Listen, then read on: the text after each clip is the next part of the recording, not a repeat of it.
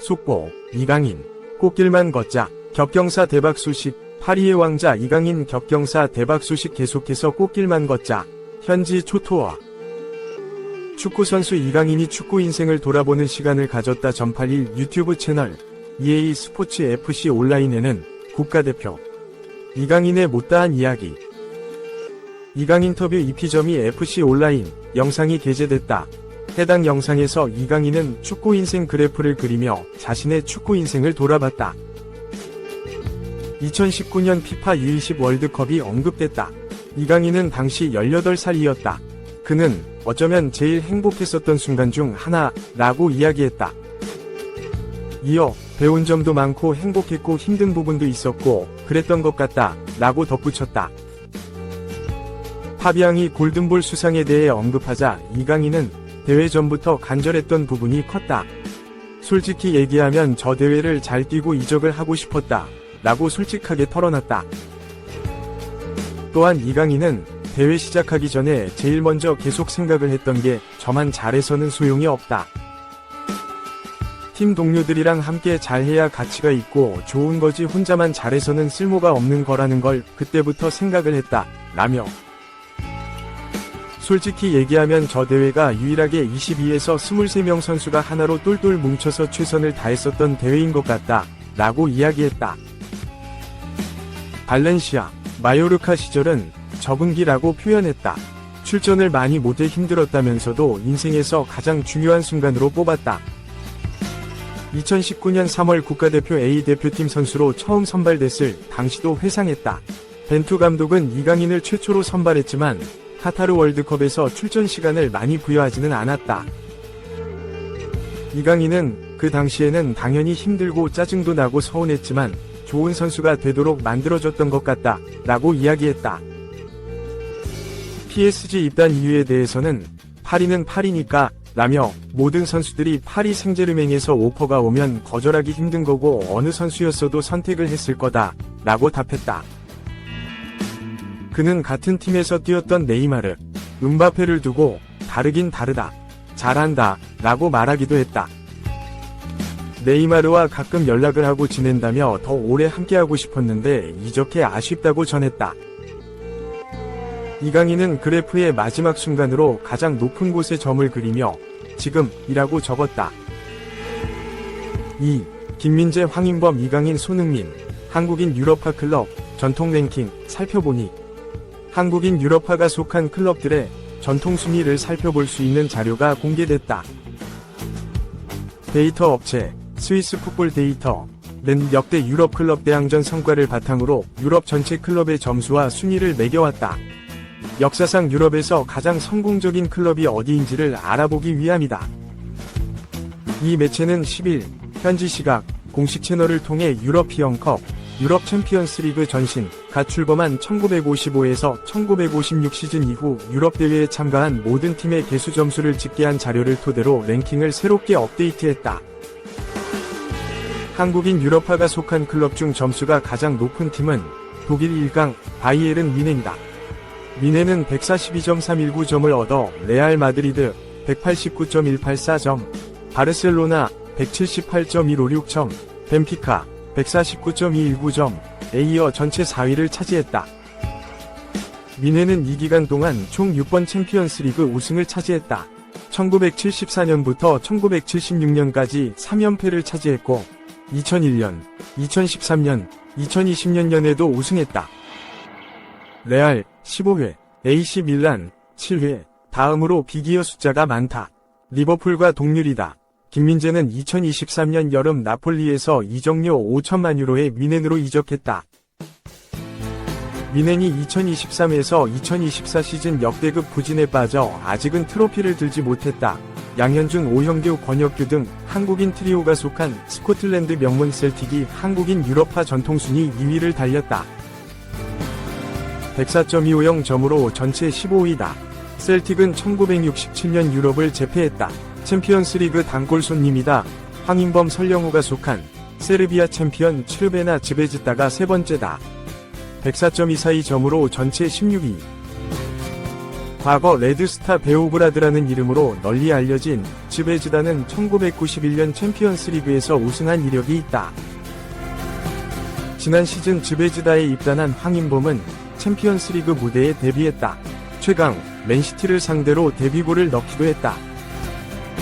그 다음은 천재 미드필더 이강인이 몸담는 파리 생제르맹 27위, 유럽 진출 2년차 고영준이 뛰는 파르티잔 42위, 대한민국 캡틴 손흥민의 클럽 토트넘 44위, 홍현석의 헨트 119위, 조규성 이한범이 속한 미트윌란 161위, 백승호의 버밍엄시티 188위, 더 코리안 가이 황희찬이 뛰는 울버햄턴 209위, 황의조의 노팅엄 포레스트 231위, 배준호의 스토크시티 562위, 이재성의 마인츠 612가 뒤를 이었다. 유럽 축구 전체로 놓고 볼 때 토트넘, 파리 생제르맹은 최근 두각을 드러내는 신흥강호에 가깝다. 챔피언스리그 우승 경험이 없는 만큼 전통순위 예선 높은 위치에 오르지 못했다. 3. 구단은 맨유로 가라. 선수는 레알로 가고 싶습니다. 맨유, 이적 생각 없는 DF 품나. 맨체스터 유나이티드가 레니 유로 18를 영입하길 희망하고 있다. 유럽 축구 이적 시장 소식에 능통한 파브리지오 로마노 기자는 10일 한국 시간 LOSC 릴은 맨유의 요로 영입 오퍼를 수락하고 싶어한다.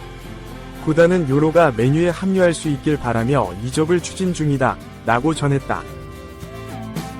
요로는 약관이 채 되지 않은 어린 나이에도 최고의 재능을 인정받는 센터백이다. 그는 190cm에 육박하는 장신에도 민첩성을 갖춰 뒷공간 커버에 능하며 발밑 기술도 준수하다.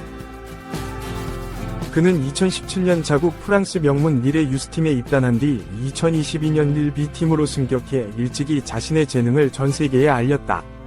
프랑스를 비롯한 유럽 전역이 그의 성장세에 주목했다. 요로는 여기서 그치지 않고 한 번 더 성장하며 B팀 입성 6개월 만에 1군 엔트리에 올랐다. 이후 2022-23 시즌 15경기에 나서 출전 경험을 쌓더니 지난 시즌엔 무려 44경기에 출전해 단순한 유망주를 넘어 리그 최고 수준의 수비수로 올라섰다. 그러자 파리 생제르맹, PSG, 레알 마드리드, 레알, 맨체스터 유나이티드, 맨유 등 다수의 빅클럽이 요로에게 관심을 보였다. 릴 또한 요로를 감당하기 어려운 선수로 분류한 뒤 그를 최대한 비싼 가격에 매각하는 데 초점을 맞췄다. 이에 맨유에게 유리한 상황이 펼쳐졌다. 맨유는 요로를 영입하기 위한 이적료를 레알보다 더 높게 평가하고 있기 때문이다. 로마노는 맨유는 요로를 영입하기 위해 6천만 유로, 약 898억 원, 위 패키지, 옵션 플러스 이적료를 제안했다. 이제 남은 것은 요로의 선택이다. 최종 결정은 그에게 달려있다 라고 전했다. 이어 레알은 6천만 유로, 약 898억 원을 지불할 생각이 없으며 만일 요로가 해당 금액에 맨유로 이적해도 상관없다는 입장이다 라고 덧붙였다. 다만 문제는 요로가 레알을 원하고 있다는 점이다. 지난달 디 애슬레틱의 마리오 포르테카나 기자는 요로는 레알만으로 이적하고 싶다는 자신의 의사를 밝혔으며 레알 또한 이를 잘 알고 있다 라며 요로의 상황을 전했다. 4. 또 한여의 전설, 쓸쓸히 떠났다. 137경기 57골, 역대 득점 1위, 찍고 대표팀 은퇴. 올리비에 지루가 프랑스 국가대표팀 마지막 경기를 마쳤다. 프랑스는 10일 오전 4시, 한국 시간, 독일 미넨에 위치한 푸스발 아레나 미넨에서 열린 유럽 축구연맹 유로 2024 준결승에서 스페인에 1-2로 패했다. 프랑스는 24년 만에 우승을 노렸지만 결승 진출이 무산됐다. 지루의 프랑스 대표팀 마지막 경기였다. 지루는 지난 5월 국가대표팀 자리에서 물러난다고 말했다. 프랑스, 레키프는 지루는 유로 2024를 끝으로 국가대표에서 은퇴한다고 보도했다. 지루는 인터뷰를 통해 분명히 많이 그리울 것이지만 어린 선수들을 위해 내 자리를 양보해야 한다고 이유를 말했다. 이날 지루는 후반 34분 우스만 덴벨레와 교체되면서 그라운드에 투입됐다. 11분 동안 뛰었지만 1-2로 스페인에 끌려가는 상황에서 할 수 있는 일은 별로 없었다.